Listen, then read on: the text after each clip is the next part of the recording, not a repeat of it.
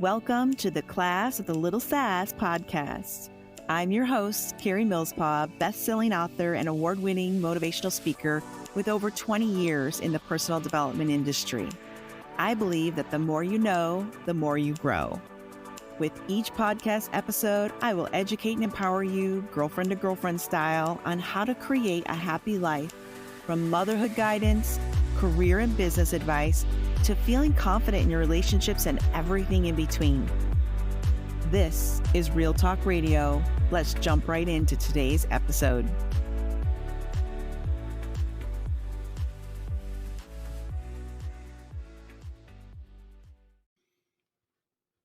Hello, my friends. Welcome back to Navigating the Dating Scene with Class and a Little Sass, our 6-part podcast series. We are on part 3, which is first dates. We're going to talk about first dates today. And I've got some crazy stories to share, but I've got some advice in there too. This isn't just goofball Carrie sharing her silliness, which, just to give you a little history, ladies, I've been dating for 15 years in the craziest city of them all, Las Vegas. So you know I have stories. Some I can't even share on this podcast. We would have to have a happy hour somewhere with some wine for those stories to leak out in detail. I might skim over some today, but some things are just kind of explicit. So let's just keep it at that. And, you know, as a preface to the world of online dating, there's a lot of things you want to be careful with as well before I dive into these silly situations that I found myself in. Just kind of go there with me. It's 2008. I moved to Vegas. I moved here in June to be exact. I'm brand new to being single. I hadn't been single since age 14. 20 years prior. I got divorced at age 34. So for 20 years, I never really went on a date. And, I met my ex-husband in high school. So if you want to count that kind of dating, that's more like call me, leave me a message on my answering machine on my private line. That's the reality of that life then in that time frame. And, it was just, let me ask my mom, let me ask my dad if I can go and go on your first date to dinner somewhere or to the movies. And that's what it was. I'm dating a guy that would stalk me at my locker, who eventually became my husband. So I didn't really have experience of actual dates, a guy picking you up, very formal. It was ask mom, ask dad, let it happen. Let's just hang out. Next thing you know, we're a couple. Life is good. That's literally the organic way of dating or marrying your high school sweetheart. And some of you have got that story too and can relate 100%. Now, fast forward 20 years to the age of technology, texting was just starting to be a thing. Facebook just started in 2007. Social media just started to kind of break into the world and become a part of our daily lives. Nothing like it is now. Because honestly, my phone back then was a hot pink Razor phone, little flip phone. So texting on that wasn't very easy, if you can remember correctly. It took me about a year before I broke into the BlackBerry world, and then texting was life. You're texting paragraph after paragraph, not one-worded sentences like you were on your flip phone, because it was just torture. So I'm new to this. Online dating didn't exist, of course, 20 years prior. I'm using platforms like Plenty of Fish. There wasn't any apps yet at that time. No one had phones that had apps yet. Maybe they were. I mean, the iPhone 4, I think, was one of the first. Gosh, I really don't know. I'm new to iPhone. I started with BlackBerry, so I can't really say when the first iPhones came out, but apps were not anything I had on a BlackBerry. So dating apps weren't a thing yet, like they are crazy now. So we had to log into your computer, create your profile, email each other back and forth. It wasn't as accessible as it is today, where it's on your phone, pinging you updates and pulling at you all the time with their marketing. Turn off all those notifications. You don't need that, girls. You're not desperate. So I say all that to say, just kind of paint the picture. I'm brand new to Vegas, brand new to dating, brand new to being single, and I'm 34 years old with a 4-year-old daughter. And I'm extremely naive. Not only did I still have that Midwest mindset, which is huge coming into Vegas, I don't know what I don't know. I'm this naive young girl. I guess I say young girl because 34 to me is very young and completely green when it comes to dating. I don't know what the rules are. I've only watched, what I watched on TV. And I didn't have any friends here in Vegas yet, so I didn't have girlfriends to share that with. I had a few that were out of state that were also going through similar situations post-divorce. But again, they were far away. They were a phone call away or a text away. And I didn't get that support group. I didn't have a friend saying, "Girl, watch out for this." I didn't have that. I'm brand new to Vegas. I think everybody's a person of their word. I think people have integrity and can be trusted like I know I can be. I just assumed way too much and got taken advantage of a lot. In the dating world, in the business world, lots of things happen those first year or two, brand new to this crazy town. If you don't have your intuition turned way up and your knowledge acquired, you are going to be taken advantage of. It's almost like they see you as this prey they get to come upon. So I'm brand new to Vegas, brand new to dating. I've had a few dates, and awkward moments, of course. There are a few that I'd like to share with you. Some highlights, of course, as well. First dates are awkward. I want you to kind of go into it as take that pressure off yourself. And I mentioned this in the first couple parts of the series as well, is just go in expecting to meet a friend. See if there's even any good conversation to be had. It doesn't even have to take the pressure off yourself that I have to be attracted to this person, because that is how I screwed up. I had this image of, or more like a scale of 1 to 10. I need to be sexually attracted to whoever I meet. I have to have that instant spark or it won't work. And I think that that unfortunate thought process ruined probably some very good potential relationships, because I thought it has to be fire, just like you see in the movies, right? It has to be that instant attraction. And if it's not there, then that person needs to leave or put them in the friend zone in 5 seconds. And yes, you'll know within the first few minutes. Girls, we're really good at this, aren't we? We know, like, is this a guy I'm gonna kiss later or not? We know within seconds if we're attracted to these people. Um, I know anyway. If there's not any chemistry through the conversation, I'm probably not going to kiss them on the first date or ever. So take that pressure off yourself and just go in heart first instead of the other parts of your body, girls. You know what I'm talking about? Go in heart first. Who do I want to just connect with on an emotional level first? Is this person fun? Is this person a good time? Can I have conversation? Is he interesting? Is it going to be a good conversation? Good conversation is bouncing back and forth, not him doing all the talking, not yourself doing all the talking.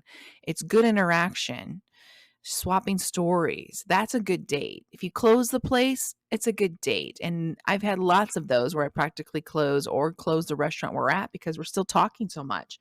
We don't want to say goodbye yet. That's a good sign. It's a good date. But go in knowing men are just as shy as you are. They're just as insecure as you are. They have so much going through their head and expectations. And I feel almost worse for the guys versus the girls. I mean, we both come to the table with our own insecurities. Men think she's going to want to know what I do for a living. How much money do I make? Am I going to be a good provider? What car do I drive? And living in Vegas, those are questions that are asked. It's a superficial town, but not everybody here is superficial. I can raise my hand. I'm more interested in kind of the person, who you are on the inside and how you treat me. That's my big ones. Are you going to respect me? Because I don't care if you're the most drop dead gorgeous man on the planet and make a ton of money, but if you're rude to people and myself, you're done. I'm out. Peace out. So guys have those insecurities, and women come to the table with, I'm a little bit heavier than I was 10 years ago, or whatever that looks like. I'm caught up in my appearance. Am I still attractive? Do I still have it at my age? And of course, you still want to be successful and you want to show that you're, a good person, the things you do, the things you're passionate about. One error we can do, and I've done this one a lot, is men don't care as much as you think they do about your appearance or what you do for a living. They really are not looking for someone to compete with. And I'm such a competitive chick and I'm a goal driven girl. I have a hard time being with men that don't understand that and don't have goals of their own. We don't quite collaborate well or mesh well together. I always look like I'm the overachiever because they're so lazy. I'm not going to work well with that guy. It's not going to go in the direction it needs to go. We both need to be kind of driven by something, passion or whatever that looks like, a purpose of some sort. And men care more about how you are. How do you feel? They're looking for confidence. Confidence is sexy. That's why I push on it so much. That's why everything I do is about getting women to feel good in their skin. I don't care how many babies you had. I don't care that you feel like you're 10 pounds, 20 pounds heavier. I care that you're smiling, you're vibrating. You are literally vibrant and you are in your element. You are happy. You are glowing. The rest doesn't matter. Guys are pulled to that energy. You're feeling you. You're feeling yourself. That is what's most important. I get the insecurity stuff. I have my own insecurities that I battle with. I'm not perfect. I am a human being, just like you. But it's learning how to combat that and really glow in that first date because that's what you're looking to do. That's what's going to shine. Whether you're attracted to this person or not on your date, I always go in with the mindset I want to feel good. I want to feel good. I'm going to have a good time no matter who he is or whether we go on a second date. I'm going to totally take that off the table. There's no pressure. I'm just going to get to know someone, have a nice evening out, enjoy myself, feel good about me. And do I feel confident? Am I bringing to the table an interesting person? I always say, stop looking for this person outside of you to make you happy, to complete you. Go complete yourself, be okay being alone, and then go date someone. And then when you're posting your profile online, be the person you want to date. Are you interesting? Would you date you? That's the biggest question I have. Would you date you? Are you interesting enough? Do you have enough to bring to the table? Are you fun, fabulous, and successful and all the things you're looking for in a partner? Do you offer that to them too? Or are you an empty bucket looking for someone to fill you? Go fill yourself up every day before you even try to be someone's partner. The saying, go build a life before you become a wife. It is so true. I have a full life. I'm not looking for a man to fill up any emptiness anywhere. I want to share it. It's more fun. I like memories with the person that's special. It's more fun to have a companion or a partner on a lot of these events and things that I do and traveling. Sure makes it a lot more interesting. But overall, if God chooses for me to stay single for the rest of my life, that's okay. It's God's choice. If I'm a better person alone than I am with a partner, fine. He's got to be pretty amazing to pull me into a lifelong relationship. And I'm looking for that last date, that last first kiss. That's really what's more important to me, just sharing a little bit about myself. So, no pressure on anyone, especially myself, but I am looking for, you know, that last relationship. That's the age I'm at. I know a lot of you out there are as well. So, some of the craziest first dates I've had, let's jump right into that. Again, I want you to remember that men are just as insecure as you are. I had a guy. This was the strangest, weirdest date. I have so many weird ones, but this one stuck out because I think it's important to try to date someone that's got as much on their dating profile as necessary. And when they leave off their height, there's a red flag. It's because they don't want to be weeded out because you're looking for a certain height. And I get it. You shouldn't be so superficial that you don't include someone you could really have a great connection with. That's the truth. But I get it. Overall, most women are looking for a certain height. It's because we wear these heels, guys. I'm sorry. We don't want to tower over our date. It feels weird. We want to feel protected. So we do all of that, and for many reasons. But this particular guy, it never came up on his pictures. I couldn't quite tell how his height. He's very good looking. His face was adorable. I'm a face girl. I love a good smile. Like I love eyes. That's my thing. And I want a pretty face to look at. No offense. I like pretty boys. And when I'm having a conversation with someone, I want to enjoy what I'm looking at. That smile. I'm all about the smile. And this guy had all that, but his pictures were of like 2 little kids he has. So I couldn't really, again, judge the weight, the height. Didn't think anything of it. Put on a cute sundress and some wedge heels. Those of us that wear wedge heels know that they make us a good 4 or 5 inches taller than who we are. I'm 5'6", so I was probably a 5'11" that night. And needless to say, when he and I met up at this mall, it was an outdoor mall, gorgeous place. He was calling me, I was calling him, trying to find each other. And I'm walking on the pretty cobblestone path of this beautiful mall, talking away. He's like, I parked here. Where are you? Okay. And he gets quiet. He goes, I think I see your reflection in one of the windows. It's, an outdoor mall. And he gets kind of quiet. I'm like, huh. Okay. Does he not like what he sees?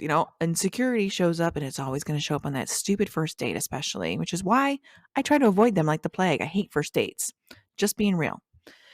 So he and I round the corner, and I see him, and I have to bend down a little bit to give him a hug.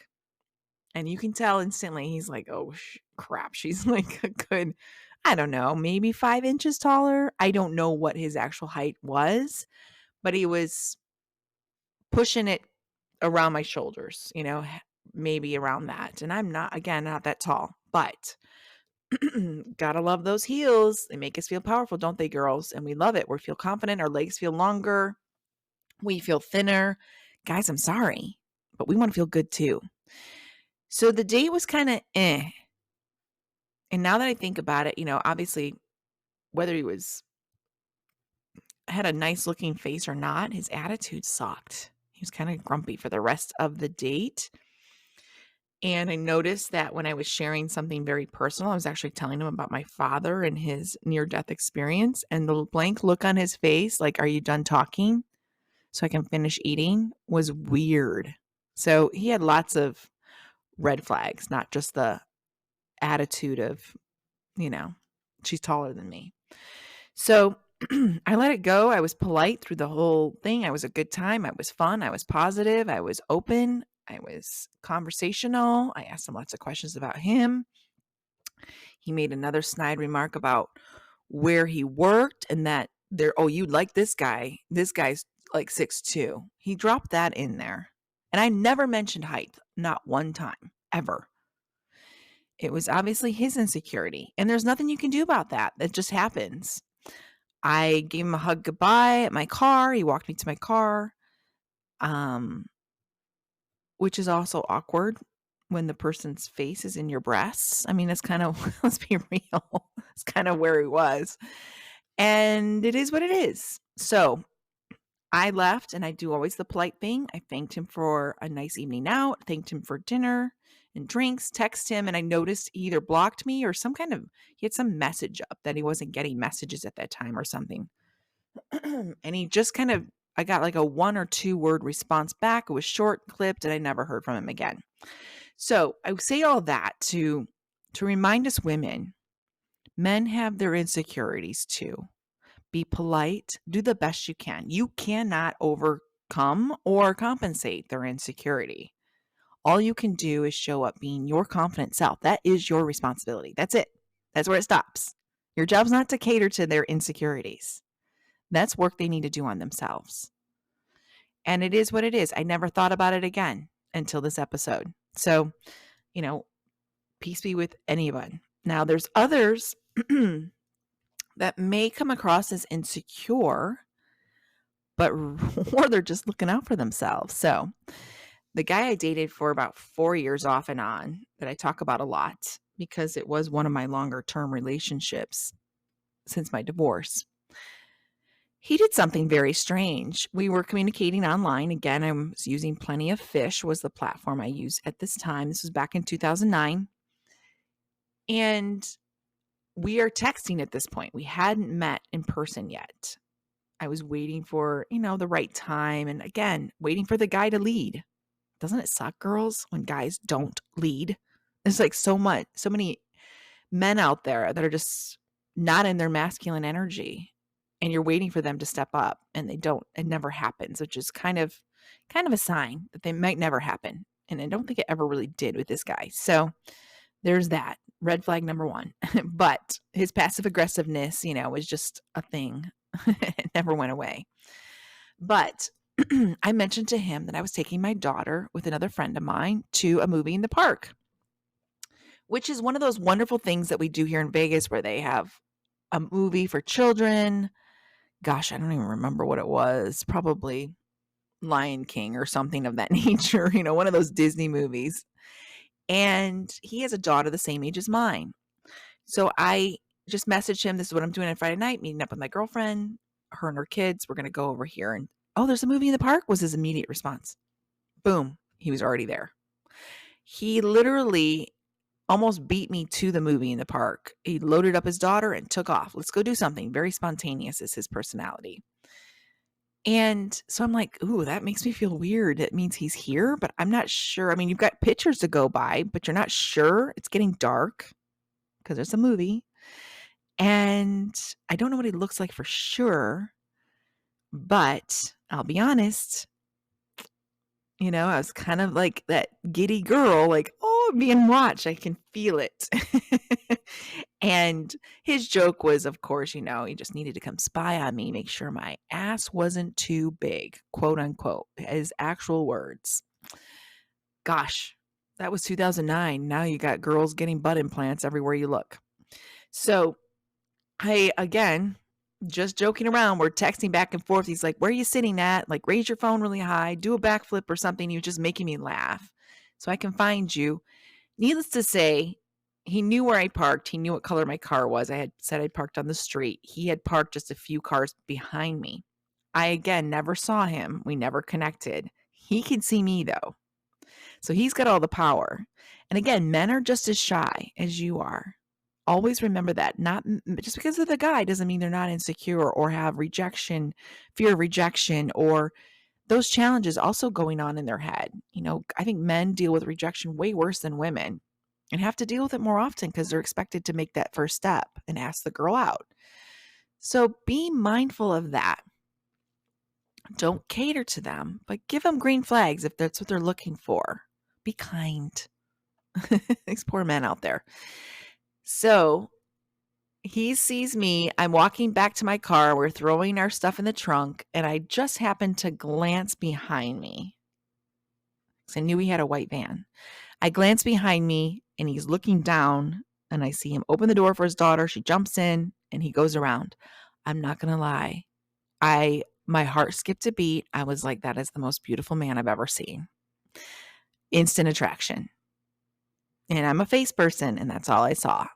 So going forward, we eventually meet up in person.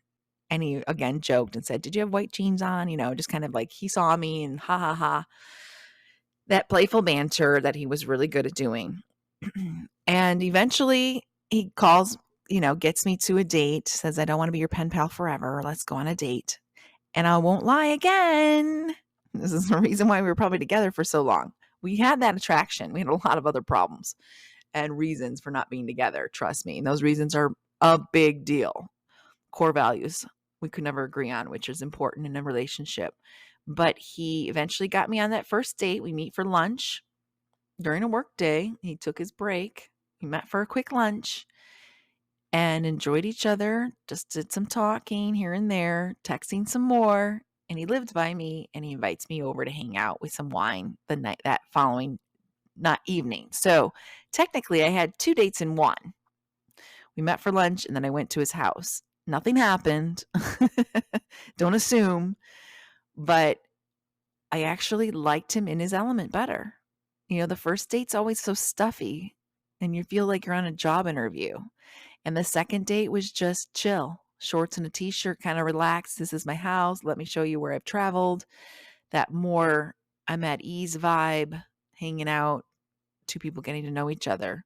So sometimes it goes so good, ladies, that you get two dates in one instead of, whatever that looks like. And there's a lot of flack out there, like don't drag your first date out, leave them wanting more. And I couldn't agree more. I only had a short time. I had to get to a networking event for my lunch. He had a short time. He had to get back to work. That's sometimes the best way. Make it to where you're not going to be there for hours. You need your time. Set a boundary. Have someone call you. An hour or two, you can know what you need to know in that first date within a couple hours. You don't need to spend 4 hours with people. In fact, it's actually leave the men a little mystery, y'all. Intriguing. I'm exhausted after a couple hours of one-on-one time anyway, so it's easy for me to say, gotta go. Time's up.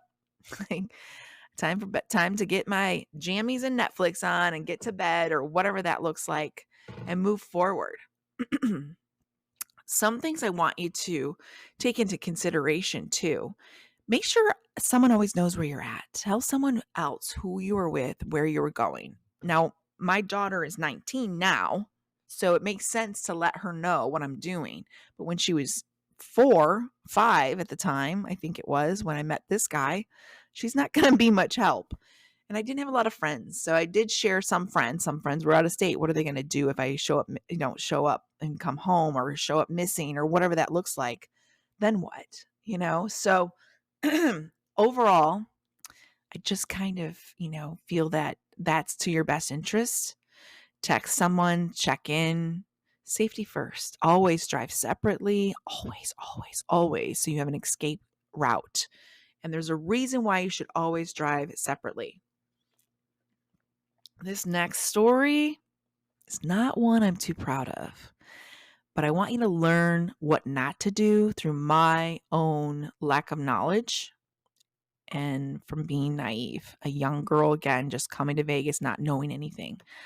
I was probably in Vegas a whole month when I had this date, maybe 2 months tops. I, I, all the more reason to never leave your car and never go to location number 2 unless you've researched it first.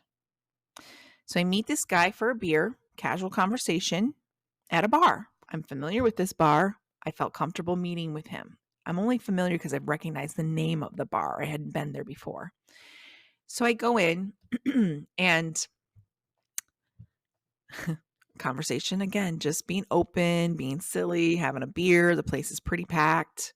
I don't even remember his name, to be honest. I do remember his face. It kind of reminded me of Will Ferrell, just to give you guys a visual as well. Tall, blondish, not as dorky, but somewhere along that line.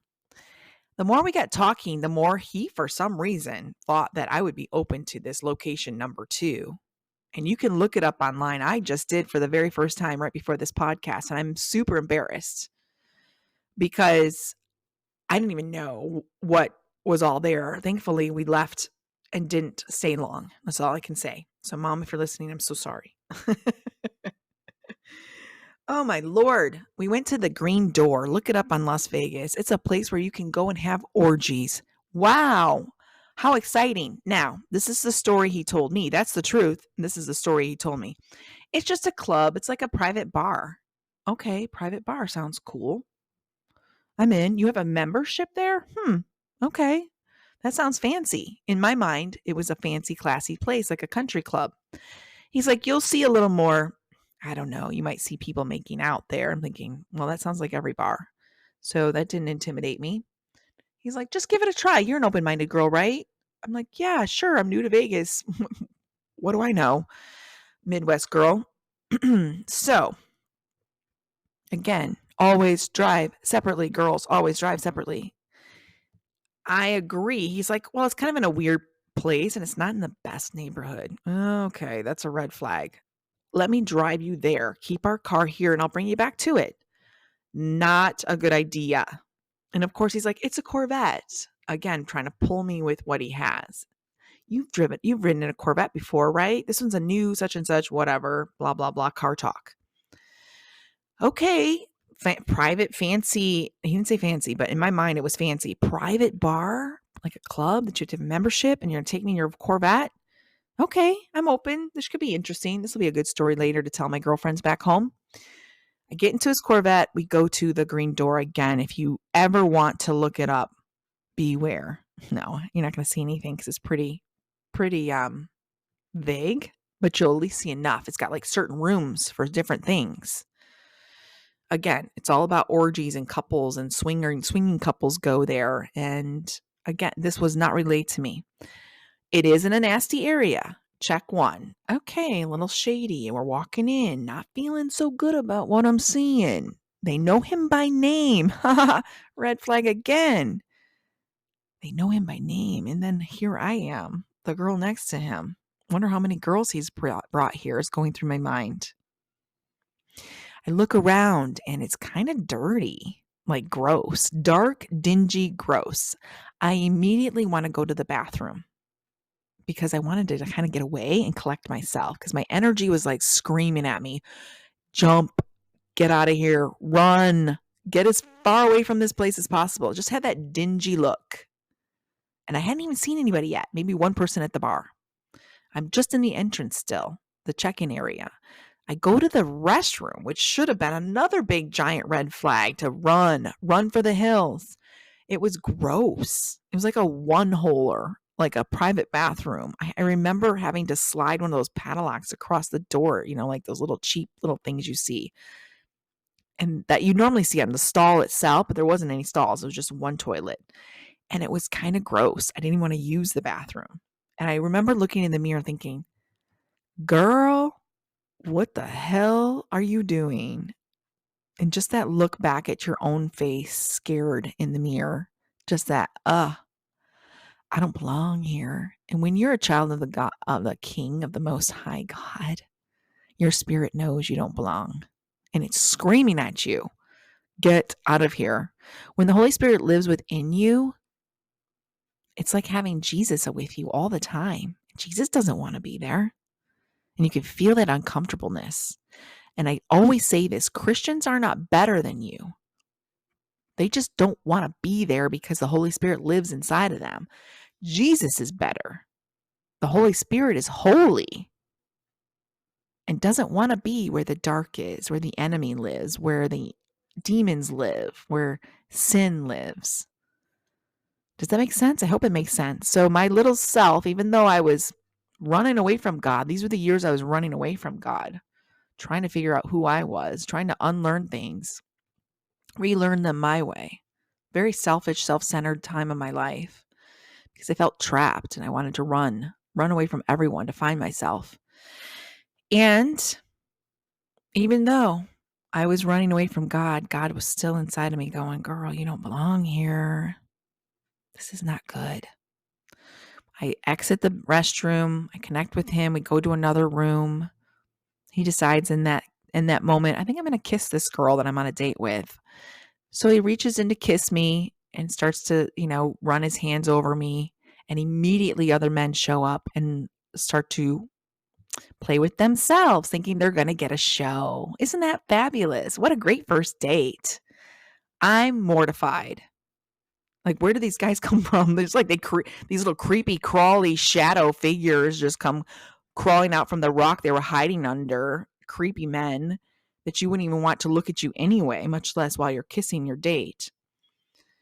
My skin is crawling.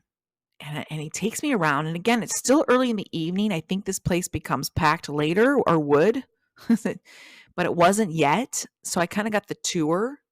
Like, here's some private rooms where you can have sex and people can look through a window at you. Really? That sounds great, she says sarcastically. Dripping in sarcasm. I'm getting more angry the more this guy shows me around. But I didn't drive there. So now what? Right? Now what? I'm kind of stuck. I need to play along to get this exit strategy in place. I see mostly men. I saw an older couple doing something that I would like to unlearn and burn from my brain if I could. Um, Kudos to them. They were at least 70 something and still very sexually active. Good for you. I didn't see enough, but I knew what was happening in their own little section of wherever we were at. I let it go. I dismissed it. I'm starting to block things out. And in walks, we go to the front again, and you just kind of, well, let's just get a drink or something. In walks a woman that is with their date, or a man anyway, who clearly is a regular with the Velcro dress to rip off and everything. I think I would be kind enough to say she was an expert at stripping and other things. This was her industry of choice. She knew how to play all the guys. So we go in a room where she is, I cannot believe I'm sharing as much as I am. I didn't think I would, but she is entertaining men with her mouth, if you know what I mean, one right after another in a circle. And the guys see me go, get in the center with her. Like they want girl on girl kind of action. And I rip my arm away from this guy that's pulling at me. And it's just some stranger. It wasn't my date. And say, absolutely not. You've got the wrong girl. Like, this girl doesn't do that. No, thank you. And I exit the room and grab my date. I'm like, get me out of here. Like, get me out of here. He, of course, continues to try to prolong me with more tours of the place and what else is possible. Needless to say, he didn't get his way with me. He didn't get any response from me. I stonewalled him as much as I could and eventually got him to take me to his car, where I let him have it in the most explicit four-letter worded way I could think of. I was so hurt and I felt so disrespected and I felt so gross. All I wanted to do was go home and burn my clothes and take the longest, hottest shower I could ever maintain. I was angry, but you know what I learned in that moment? Was that I deserve respect and that is too low. That is nothing I would ever partake in. I'm above that garbage. And I don't care if you're listening to this and you're a swinging couple or whatever it is that you decide to do. That's on you. But I learned about me that I deserve respect. And I let this guy know that. I said, I'm the type of girl you take to somewhere classy. I am the corporate professional that wears beads and a classy dress to an event. I'm a woman that you hold up on a pedestal. You don't take her here to work a pole. Again, this is the nice way, and I'm telling you, I said this through clenched teeth, and I said it with lots of swear words and tons of screaming and anger. My little girl inside, my inner child, was screaming, "This doesn't work. Take me back to my car immediately and forget you ever met me. Destroy and delete my number. Never reach out to me again as long as I'm alive. Do not come near me. You may never, ever, may you pray you never cross paths with me again." He immediately took me back to my car. I went home and I did exactly that. I didn't burn my clothes, but boy, did they go right into the laundry. I think I liked the top I was wearing. And it was one of those learning moments for me. Okay, this is new in my dating game. I didn't know any different. I had to give myself some kindness. It took me a long time to forgive myself. I didn't know any better. I didn't ask for that. I didn't know we were going to have a location number 2 to our date. I didn't know that it would be so bad that I wouldn't want to get in the car with him. Because I could have exited immediately and drove myself home. But I was stuck there. And you never want to be in a place where you are at the stranger's disposal. Never, ever. And this was back in 2008 that this happened. And so much has happened since then. You can get stolen these days. Sex trafficking is huge, multi-billion-dollar industry. not to mention raped, murdered, all the things that happen here, especially in Vegas. Super high crime rate. This was 15 years ago, and it's still effective today. Safety first. Ladies, no date is worth it. No one. I don't care how hot he is. I don't care how nice his car is. I don't care how much sweet talking he did. Be smart. Bring everything with you on that date and know your worth. I can't say that enough. Know your worth. I was not sold where I ended up. I mean, obviously, he would have never gotten me there if he had described it with truth. And it was a learning lesson. Wine and dine me. Don't take me to an orgy club. I can, of course, laugh about it now. It was 15 years ago. It's always a good story to tell friends. And I even tell, current boyfriends and potential dates about it. It's a good joke. And they can't believe I went. But it wasn't by choice. I always remind them it wasn't by choice. It was one of those things that I didn't have a lot of control over. And I cannot remind you guys enough to always be safe. So I say all that to say this. As I kind of look back over my dating life and those awkward moments, again, first dates can be awkward. I don't think any of them can top the green door date. None of them. Nothing's worse can be as worse as that. Not the short guy, not being spied on at a movie in the park evening with my daughter and friends, which turned out fine. But there's a lot of those first dates that you just feel weird. You don't know what to talk about. Do your research. I would highly suggest, and I've said this in other episodes, share a phone number, have a conversation, get as much information as you can, get their first, last name, find them on social media, make sure things are matching up. They are who they say they are. If they don't have a social presence, that's a red flag. There's a reason why they're hiding. I don't like to date. And if I almost never, because never is a strong word. When a guy says, oh, and by the way, I'm not on social anywhere. Why not? You don't have any presence? And I get it. Social media is a trap. But chances are the man, just calling it out, guys, has gotten busted because he did something wrong on social media or somehow it bit him in the butt. That's the truth. They either have a crime record that they're trying to hide, they don't want to be found, they don't want their exes to find them because of whatever reasons.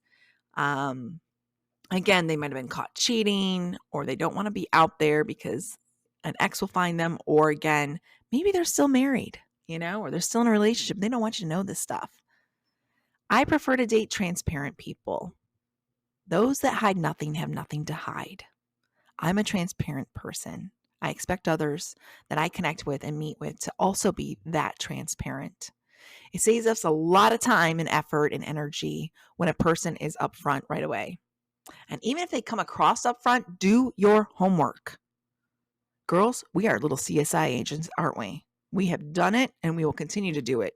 Men, you can't even win. Just surrender. If you got something to hide, don't even bother. You might as well come right out with it. Because we'll find it eventually. We are so intuitive. We are crazy spies. And online presence has made it even easier to find all the things we need to. We're looking out for ourselves. And if you're a shady character, you deserve to be caught. You deserve it. I'm speaking to you because I know y'all listening. So I say all that to connect with you on some silly stuff. You're not alone if you've had those crazy first dates. I've had them too. It doesn't stop me from still trying to connect and meet with the person that God wants to have in my path for the last relationship. I say that because I cannot admit it enough. At my age, I'm not out to play games. I'm out to find the person God thinks is the best fit for me. And if it doesn't happen, it doesn't happen. I really want you to have that attitude too. Be okay being alone. Work on your own self. Get a life before you be a wife. Be the person you want to date. Be interesting and fun. What do you bring to the table? Work on those pieces first. Work on yourself. I really took a good 2 years before I just working on me and my dating habits and my dating techniques and who am I? Who do I show up as on that first date, second date, third date? Who am I in a relationship? What are my patterns? I've been working on that for the last couple of years, and it's made such a difference in my own dating story. I don't attract green door guys.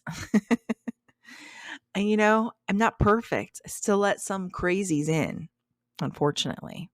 But that's in the next few episodes. So join me on part 4, where we talk about the art of flirting, the sassy techniques and playful banter of dating, which is a lot of fun. And I'll talk about that on the next episode. Thank you for being here with me. I appreciate you. Thank you for listening, and share this with a friend that you know also is dating or attempting to date or getting out there for the first time after a divorce or any kind of situation or getting over heartache. This is the series for her. Share it. Don't be selfish. Big hugs, big love. See you on the next episode. Hi there, friend. If you enjoyed this episode, do me a favor and double check that you're subscribed or following. And if you've got a quick 30 seconds, it would mean the world to me if you could leave me a 5-star review and share what you specifically liked about this episode.